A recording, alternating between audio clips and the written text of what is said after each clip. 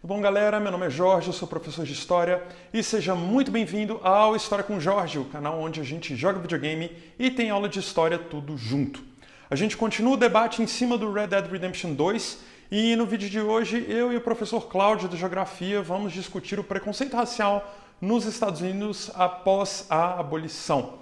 A gente começa falando dos marcos legais dessa abolição lá no governo Lincoln.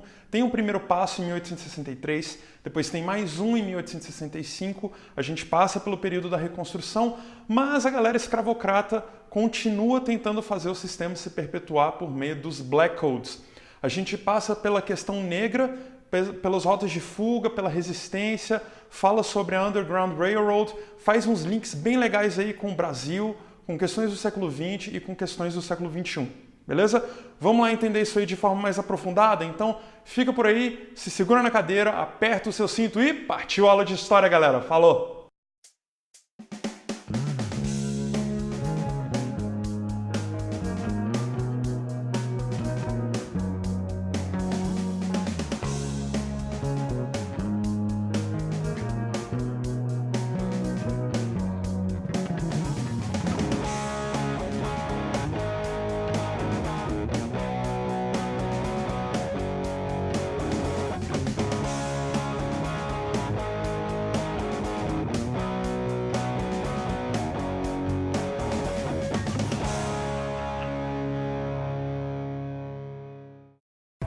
We won't find no shortage of angry Peckerwood idiots in the state of Lemoyne.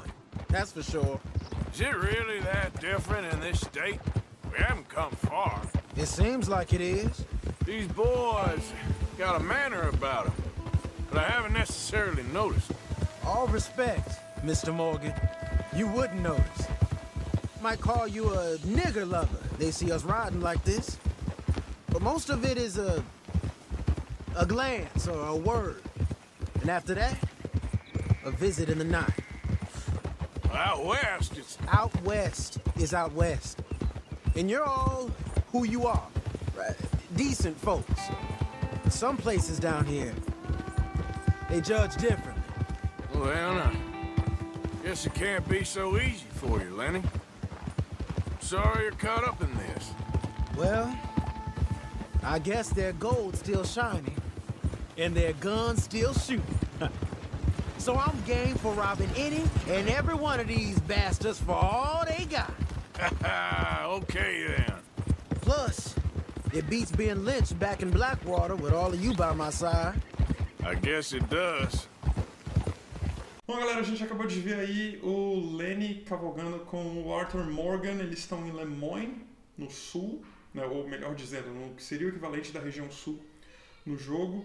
E no diálogo a gente consegue perceber com muita clareza essa questão do preconceito pós-abolição, porque a abolição nos Estados Unidos ela é razoavelmente tardia naquela região do mundo. O Canadá já tinha feito a abolição em 1834, mas nos Estados Unidos ela vem só em 1863.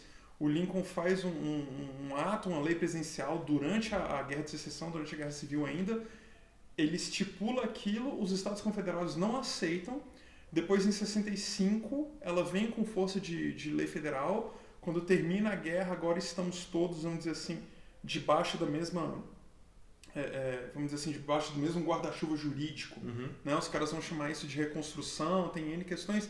E uma das coisas da reconstrução é igualar a legislação em todos os estados. Uhum. Então, embora formalmente falando a gente não tivesse mais escravidão, por outro lado, cada estado dava jeito de tentar se arraigar a uma determinada série de valores que tem a ver ainda com a escravidão, com o plantation e tal, que são os Black Codes, que é exatamente o ponto onde eu passo a palavra para o meu caríssimo geógrafo. Manda bala. O geógrafo querendo dar um historiador, né? Que tragédia. Coisa importante a gente falar, o Jorge comentou sobre a questão da constitucionalização da questão da abolição. A abolição ela foi proibida a partir da emenda 13, né? A emenda 13 dizia lá que pregava pelo fim definitivo da escravidão. As emendas 14 e 15 já falavam sobre questão de direitos civis e igualdade entre cidadãos negros e os brancos, né? Mas o que acontece? Uma coisa é a lei estipular, outra coisa é fazer na prática. E os Black Codes, eles vêm aí eles são um conjunto de regras locais, de práticas sociais que visavam o quê? Tá, ok, apesar da Constituição falar que acabou a escravidão, de quais formas mais ou menos sutis a gente vai conseguir manter os escravos numa situação de subordinação para que eles não consigam a sua cidadania plena, para que eles continuem juridicamente iguais, socialmente subalternos. Exatamente. Sacou? Então você ainda tem um cidadão de segunda classe. Com certeza. E então a gente fala em cidadania de segunda classe, a ausência de cidadania plena ou cidadania mutilada, para usar uma nomenclatura até mais forte, né? Porque a lei diz uma coisa, a prática diz outra, né? E esses Black Codes, que eram essas práticas de opressão e subordinação aos negros, eles se manifestavam de N formas, né? Por exemplo, quando a gente fala em contratos laborais, os negros, eles eram muitas vezes, principalmente nos estados do sul, que tem essa herança escravocrata mais forte, né? Eles eram muitas vezes obrigados a assinar contratos de trabalho com um vencimento muito curto, às vezes de 1 ano, 2, aceitando salários muito abaixo da média do mercado, inclusive às vezes trabalhando com brancos que recebiam muito mais para fazer a mesma coisa, Fora né? o esquema da servidão por dívida. Exatamente, tinha servidão por dívida. E o pior é o seguinte, muitas vezes se um contrato de trabalho desse era colocado para um negro e ele se recusasse, ele era o quê? Ele era preso e era obrigado a prestar trabalhos forçados, né? Que é o Virginia Vagrancy Act. Eu não tenho pronúncia para isso. Assim, o vagrant é aquele que é sem teto. Então, o desempregado e o sem teto eram enquadrados dentro dessa lei. E aí, prisão, 3 meses de trabalho forçado. É pesado. E eles tinham também muita questão da exploração por arrendamento fundiário. Então, o que no Brasil a gente chama no meio rural de relações de parceria e de meagem na terra, eles eram muito explorados com relação a isso. Porque, vamos fazer uma situação hipotética. Ele estabelecer com o proprietário da terra uma parceria, uma situação de meagem. O que eu produzi, metade é do dono, metade é minha. Mas os caras arrumavam N artifícios para tapear, né, o trabalhador, de forma que eles saíssem sempre no prejuízo e, no final das contas, trabalhando numa situação análoga à escravidão, né? Porque ele recebia ele não tinha direitos respeitados. O buraco vai ficando cada vez mais embaixo, o montante da dívida vai ficando cada vez maior. Em suma, né, a escravidão acabou como status político, né? Mas na prática a cidadania dos negros era mutilada e, para além disso, a gente tinha o racismo, né? Que era a questão do tratamento ali no dia a dia que complicava ainda mais. Com muita força. Sim. E eu queria lembrar quem é o cara que fala assim, nos Estados Unidos, o negro era chamado de boy. Eu lembrei, é o Mr. T, o cara que era do Esquadrão Classe A. Ele fala assim, eu sou descendente de uma família de escravos. E aí os meus avós, do lado masculino, eles eram todos boy. Então ele é o garoto, ele nunca tem direitos plenos. Ele é sempre um infante. É o que a gente está falando, cidadão da segunda classe. O meu pai, e assim foi, e aqueles problemas de direitos civis e tais. Então por que ele se coloca o nome de Mr. T? Ele fala, por que eu sou Mr. primeiro? Porque eu não quero ser boy. Eu quero que quando as pessoas se refiram a mim, eles falem Mr. Eu sou um cidadão, senhor. Isso, né? Eu sou pleno de direitos. E eu acho que essas questões de linguagem dão mostras pra gente, sabe? Dão pistas de como é que essa relação funciona. São expressões da linguagem onde hoje, ou em qualquer lugar do mundo, a gente vê aquele racismo imbricado num discurso, muitas vezes, que a pessoa não tem conscientemente falando, né? Então, quando você muda as palavras do discurso, você acaba desenvolvendo uma forma de resistir àquela opressão, pelo menos no caráter verbal, né? Sim. Então isso é muito interessante. Você arranja caminhos. Isso. Caminhos. Que é um começo, né? Não resolve o problema, mas mas E falando em caminhos, gente, aproveitar aí, bem rapidamente, falando em caminhos, deu estalo aqui. Tem essa questão que a gente estava discutindo de forma de resistência e tal, e a ligação disso com os caminhos. Nos Estados Unidos, nesse período, eu estou pensando aqui um pouco antes da Guerra Civil, então 1850, 1860 e tal, tem um negócio chamado de Underground Railroad, que é como se fosse a estrada de ferro subterrânea. É uma expressão metafórica para designar, vamos dizer assim, as rotas de escape desses negros, no sentido geralmente sul-norte, algumas fugas para o México também, geralmente em sentido sul-norte, e aí você vai ter apoio desses grupos abolicionistas, ex-escravos, alguns ainda escravos, mas auxiliando colegas.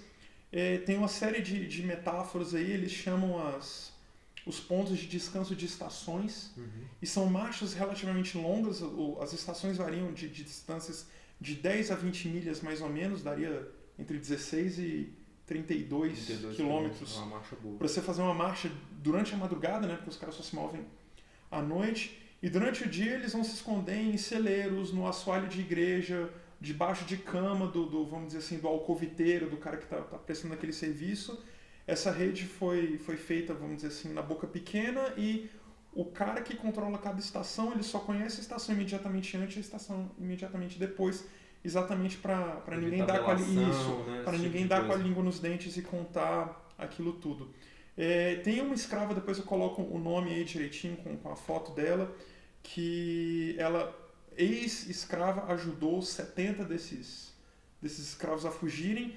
Esse é um número interessante porque eles viajavam de 2 em 2 ou 3 em 3, geralmente eram grupos pequenos. Essa moça ganha o apelido de a Moisés de seu povo, então tem um lance da linguagem que a gente estava falando, né? Messiânico, religioso e tal. E de novo, em cima de linguagem, dessa vez um pouco mais sobre religião. O rio Ohio vai ser o rio Jordão. O Canadá vai ser, eles chamam de Heaven, né? Que é o paraíso. E essa estrada subterrânea, ela teria libertado, enquanto esteve funcionando, por volta de 100 mil cativos. Então é um número muito grande. Né? Então isso mostra pra gente as questões da resistência. Falando em resistência, pra gente já ir pro fecho, convém lembrar que o racismo, muito infelizmente, não teve um ponto final nesse período e não tem até hoje. Então, se a gente pensar no século XIX, tem essas questões todas que a gente vem discutindo. Já no século XX, a gente vai ter a briga por direitos civis, e aí a gente não pode deixar de pensar no Martin Luther King, no Malcolm X, na Rosa Parks, no James Meredith, em N figuras importantíssimas para isso.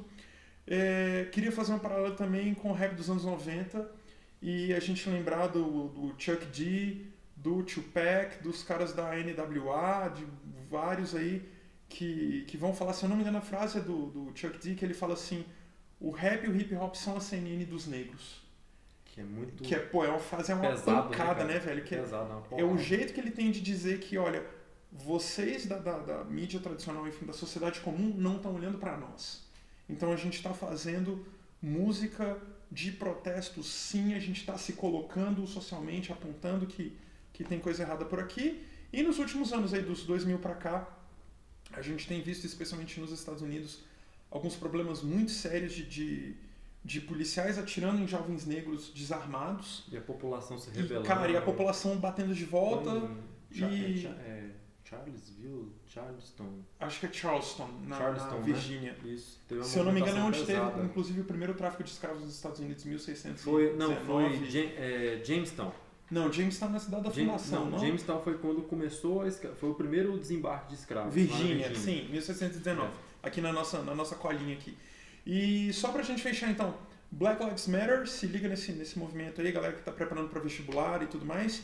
E no clipe do This is America, porque tem um diálogo grande com as leis Jim Crow e o que tem acontecido nos Estados Unidos nos últimos anos. Acho que aquele clipe consegue cristalizar ou sintetizar um monte de coisa aí, beleza?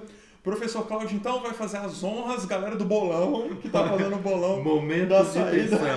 Momento de atenção. Vamos lá, nossa tradição de fazer o final do vídeo. Cláudio, 3, galera, 2, 1...